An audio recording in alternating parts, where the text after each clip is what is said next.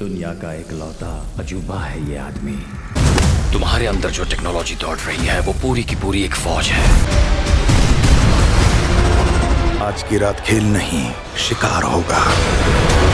Hello दोस्तों, welcome back to the channel. अगर आपको साई-फाई, एक्शन, एडवेंचर और फ्यूचरिस्टिक स्टोरीज पसंद हैं, तो आज की लिस्ट आपके लिए है। तो बिना टाइम वेस्ट किए चलिए काउंटडाउन शुरू करते हैं। नंबर 10, ब्लडशॉट 2020। रे गैरिसन एक ट्रेन्ड सोल्जर होता है, लेकिन एक मिशन के बाद उसकी जान चली जाती है। कुछ टाइम बाद उसे एडवांस टेक्नोलॉजी की हेल्प से दोबारा जिंदा किया जाता है। अब उसके बॉडी में नैनो टेक्नोलॉजी है जो उसे इनक्रेडिबल स्ट्रेंथ और हीलिंग पावर देती है। रे को लगता है कि वो अपने किलर से रिवेंज लेने जा रहा है, लेकिन धीरे धीरे उसे पता चलता है कि उसकी मेमोरीज और रियलिटी के साथ कुछ सीरियस गेम खेला गया है। अब रे को सिर्फ रिवेंज नहीं बल्कि सच का पता भी लगाना है। और भाई, जब बॉडी खुद रिपेयर हो जाए तो हॉस्पिटल का बिल भी बच गया। ब्लडशॉट हिंदी डब्ड में अवेलेबल है। Number 9, Mortal Engines 2018। फ्यूचर की एक स्ट्रेंज दुनिया में पूरी सिटीज जायंट मशीन्स बन चुकी हैं और व्हील्स पे मूव करती हैं। सबसे पावरफुल सिटीज छोटी सिटीज को हंट करके उनके रिसोर्सेज कलेक्ट करती हैं। इसी डेंजरस वर्ल्ड में हेस्टर शॉ और टॉम एक अनएक्सपेक्टेड सिचुएशन में फंस जाते हैं। दोनों को सर्वाइव करने के लिए पावरफुल एनिमीज का सामना करना पड़ता है और धीरे धीरे हेस्टर के मिस्टीरियस पास्ट का भी पता चलता है। मूवी का सबसे इंटरेस्टिंग पार्ट इसका यूनिक कॉन्सेप्ट है। मतलब हमारे यहाँ लोग ट्रैफिक से परेशान हैं,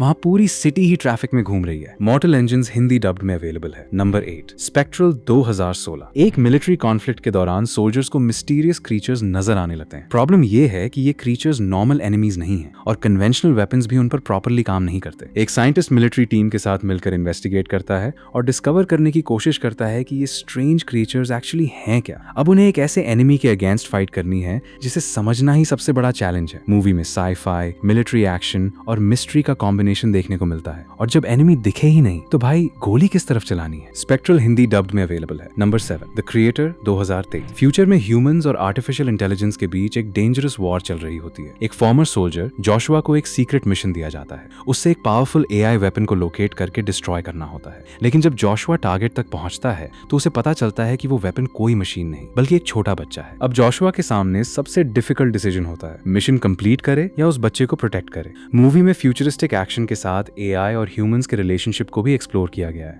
और जोशुआ के लिए तो सिचुएशन सिंपल थी, वेपन डिस्ट्रॉय करो। फिर सामने बच्चा आया और मिशन ने कहा, भाई अब सोच के करना। द क्रिएटर हिंदी डब्ड में अवेलेबल है। Number 6, Tenet 2020। एक सीक्रेट एजेंट को एक डेंजरस मिशन मिलता है जहां उसे फ्यूचर से जुड़ी एक मिस्टीरियस टेक्नोलॉजी के बारे में पता चलता है। इस टेक्नोलॉजी की वजह से कुछ ऑब्जेक्ट्स और इवेंट्स टाइम को रिवर्स डायरेक्शन में एक्सपीरियंस कर सकते हैं। एजेंट को एक पावरफुल एनिमी को रोकना होता है जो इस टेक्नोलॉजी का यूज करके पूरी दुनिया के फ्यूचर को चेंज करना चाहता है। मूवी में एक्शन के साथ टाइम बेंडिंग कॉन्सेप्ट इसका मेन अट्रैक्शन है। और भाई, अगर मूवी देखते वक्त कुछ समझ न आए, टेंशन मत लेना, शायद टाइम ही उल्टा चल रहा हो। टेनेट हिंदी डब में अवेलेबल है। Number 5, Alita battle angel 2019। Future की दुनिया में एक साइंटिस्ट को एक डैमेज साइबॉर्ग गर्ल मिलती है। वो उसे रिपेयर करके दोबारा जिंदगी देता है और उसका नाम अलीता रखता है। अलीता को अपने पास्ट की कुछ भी याद नहीं होता, लेकिन धीरे धीरे उसकी एक्स्ट्रॉर्डिनरी फाइटिंग एबिलिटीज सामने आने लगती हैं। जब वो अपनी पुरानी मेमोरीज और आइडेंटिटी डिस्कवर करती है तो उसका सामना डेंजरस एनिमीज से होता है। अब अलीता को अपने पास्ट का सच भी जानना है और अपने नए लाइफ को भी प्रोटेक्ट करना है।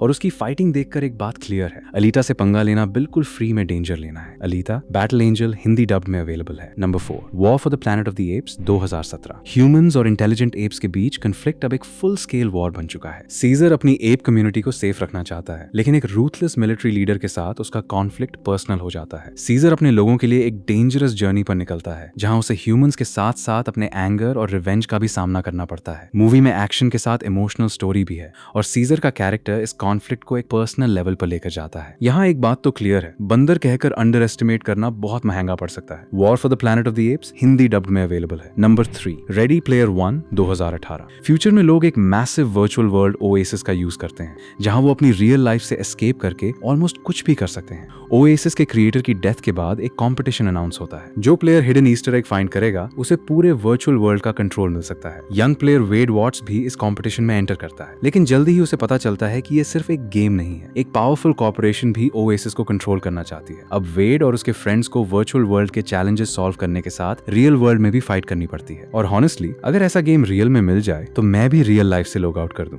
रेडी प्लेयर 1 हिंदी डब्ड में अवेलेबल है। Number 2, guardians of the Galaxy Galaxy war. 3/2023। इस बार गार्डियंस का मिशन पर्सनल हो जाता है जब रॉकेट की डेंजरस पास्ट स्टोरी सामने आती है। रॉकेट को बचाने के लिए पीटर क्विल और बाकी गार्डियंस एक रिस्की मिशन पर निकलते हैं, लेकिन उनके सामने एक एक्सट्रीमली पावरफुल विलन होता है जो लिविंग बीइंग्स पर डेंजरस एक्सपेरिमेंट्स करता है। टीम को रॉकेट की लाइफ बचाने के साथ साथ अपने एनिमी का भी सामना करना पड़ता है। मूवी में यूजुअल मार्वल एक्शन, कॉमेडी और स्पेस एडवेंचर के साथ इमोशनल मोमेंट्स भी काफी स्ट्रॉन्ग हैं। और गार्डियंस की टीम को देखकर एक बात क्लियर है, मिशन कितना भी डेंजरस हो, इनकी कॉमेडी कभी बंद नहीं होती। Guardians of the Galaxy war 3 Hindi dubbed में अवेलेबल है। Number 1 blade runner 2049-2017। एक फ्यूचरिस्टिक दुनिया में ह्यूमंस और आर्टिफिशियल बीइंग्स के बीच का डिफरेंस काफी कॉम्प्लिकेटेड हो चुका है। मैं कैरेक्टर के एक ब्लेड रनर है जो स्पेशल आर्टिफिशियल ह्यूमंस को ट्रैक करता है। एक इन्वेस्टिगेशन के दौरान के को एक ऐसा सीक्रेट मिलता है जो पूरी सोसाइटी की रियलिटी को चेंज कर सकता है। सच की तलाश में के फॉर्मर ब्लेड रनर रिक डेकर्ड तक पहुंचता है, लेकिन जैसे जैसे इन्वेस्टिगेशन आगे बढ़ती है